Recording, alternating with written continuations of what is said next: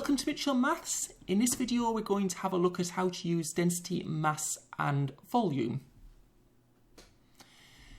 There's an equation you need to use to work out density, mass and volume. So it's one of your triangle formulas and we can write it out like this.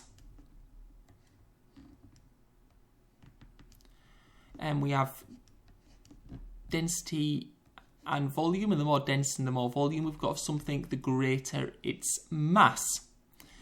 Therefore you've got mass, volume and density. Mass is usually measured in grams or kilograms. Volume is usually measured in centimetres. Yeah, it could be centimetres cubed or metres cubed. And for density, you could either have grams per centimetres cubed or kilograms per metres cubed. As long as you've got, for density, you just need a mass over a volume. So grams or kilograms is mass and centimetres cubed or metres cubed is volume. If we have a look at this first question, it says a metal ball has a density of 7 grams per centimetres cubed and a volume of 35 centimetres cubed. Calculate the mass of the metal ball. Well, if we look at our equation, we can see that if we want to calculate a mass, we need to do the density times the volume. And if we look at the units, we've got centimetres cubed and centimetres cubed, so that's fine. So all we need to do is we need to times the density of the metal ball by the volume to get the mass. 7 times 35 is equal to 245 grams. And we know it's grams because the density is measured in grams per centimetres cubed. So our answer of mass is going to be in grams. Right, so in this next question, we're going to having a look at what happens when the density units are not the same as the units for volume. So we're still using the same equation. It's still a triangle formula as it is for all mass, density and volume questions. But when we have a look at our density, what we notice is that the density is measured in grams per centimetres cubed, whereas the volume is measured in metres cubed. So the problem is, when we use those two units, we're going to need to change one of them so we've got the same units. And what I'm going to do is I'm going to choose to change my 0.6 metres cubed into centimetres cubed. So if you know how to convert metres cubed to centimetres cubed, that's fine, but if you don't, you might have to look that up. Basically, there's 1 metres cubed and there's 1 million centimetres cubed in 1 metres cubed. So if I want to convert 0.6 to centimetres cubed, I'm going to do 0.6 times 1 million. Because for every metre cubed, you have 1 million centimetres cubed. And that'll equal 600,000. Now that I've got my volume in centimetres cubed, I can do density times volume, and that will give me my mass in grams. So if I do 600,000 times by 5, that will give me 3 million grams.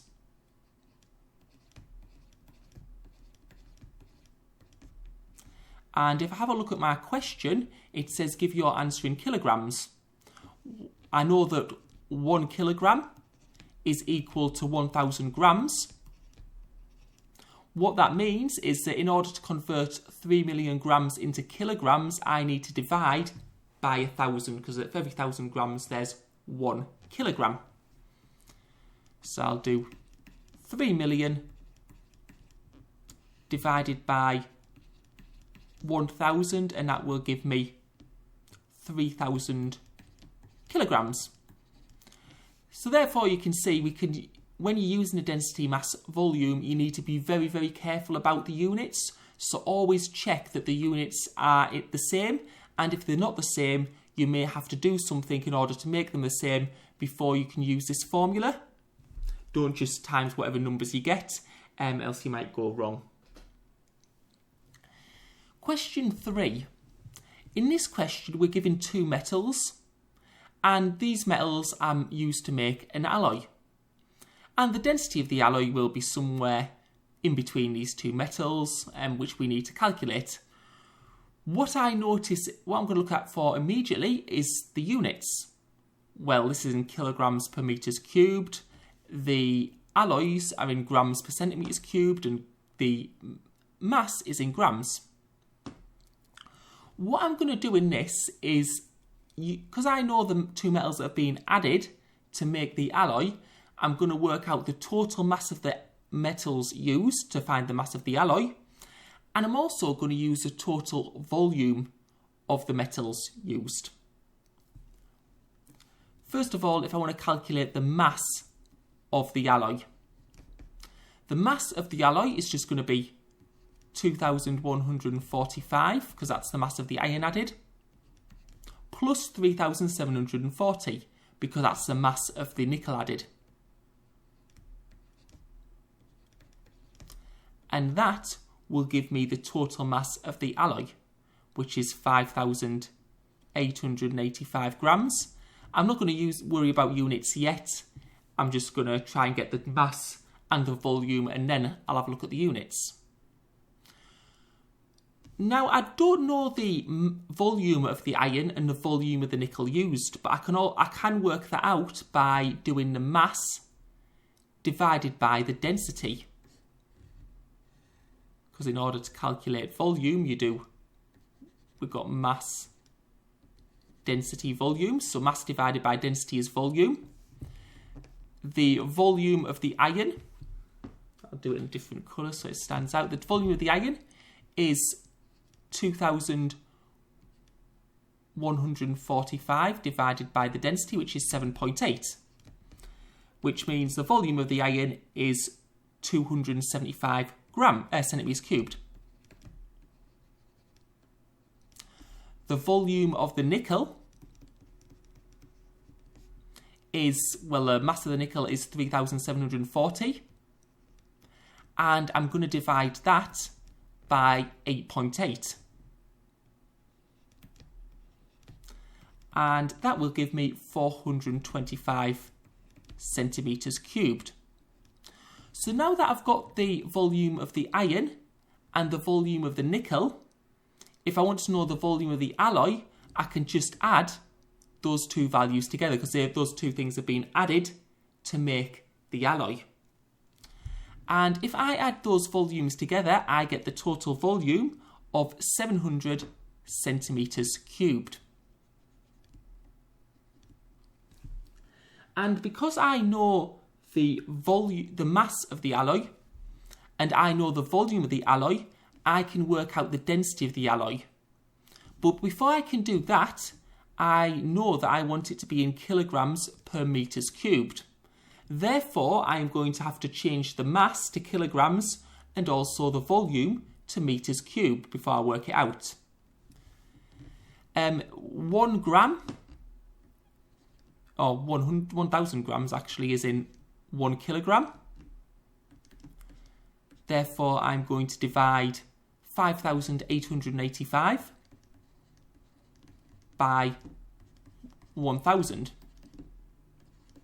which will give me 5.885. For centimetres cubed, I know there's 1 million centimetres cubed in 1 metre cubed. Therefore, to convert centimetres cubed to metres cubed, I need to divide by 1 million. 700 divided by 1 million will give me 0.7. Okay, so I will,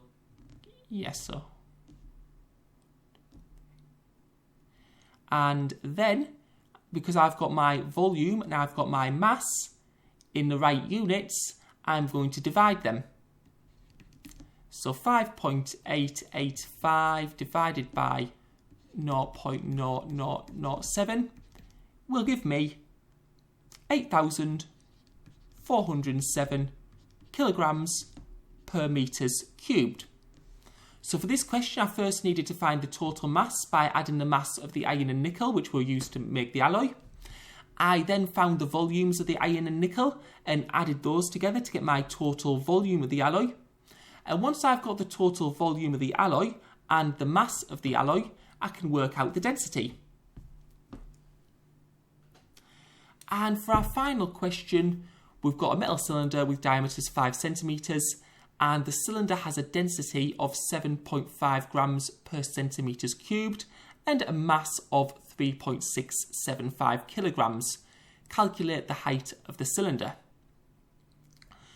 Right, I need to calculate the height of the cylinder. I've got the diameter of the cylinder, which is 5 centimetres. And I need to work out the height. If I have the diameter, I can work out the height if I know the volume. And I've got the density and mass of the cylinder. And I can use that density and I can use that mass in order to calculate the volume. So what I'm going to do is first of all, I'm going to convert 3.675 into grams. Because if I look at the units, I've got grams in the density, but I've got kilograms as the mass. So therefore, I'll do 3.675 times by 1,000, because I times by 1,000 to convert kilograms into grams. And that will give me 3,675. And if I want to calculate the volume in centimetres cubed, what I'd need to do is 3,675 divided by 7.5. And if I do that, what I get is 490 centimetres cubed. Therefore, 490 centimetres cubed is the volume of the cylinder. And because I've got the volume, I can actually work out the height. Because if I think of how do I work out the volume of the cylinder? It's pi times r squared, which is 2.5 squared, times by height, because I work out the surface area, which is pi r squared. Half of the diameter, half of 5 centimetres is 2.5 centimetres. I then times it by the height, and that gets me the volume, which is 490. What I need to do with this is I need to divide by pi times 2.5 squared, because I want to get h on its own. I want to find the volume. So because I want h on its own, I'm going to need to divide both sides by pi times 2.5 squared. This will of course cancel out, and I'll be left with height equals 490 over pi times 2.5 squared.